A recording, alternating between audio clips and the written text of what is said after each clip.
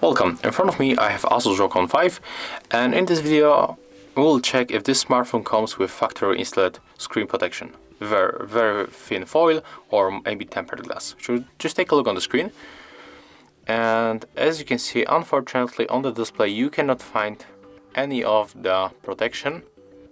It's only the display, so I can recommend you definitely to get something like that, the tempered glass, because the display here is totally flat, so it will be very simple to install, and it will definitely protect our smartphone from the scratches and even from the breaks when your smartphone fall on the ground.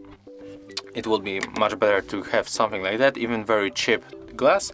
And as you can see on the other smartphones like Mi 11, here you can find the foil on the screen. You can spot it especially here when there is the cutout from the camera, and on the edges right here. The same for the Redmi Note 10. Here we got the foil on the screen, and the same for OnePlus 9 Pro. So this smartphone's got the factory installed protection, but Rog Phone 5 unfortunately don't have it. So if you find this video helpful, remember to leave a like, comment and subscribe to our channel.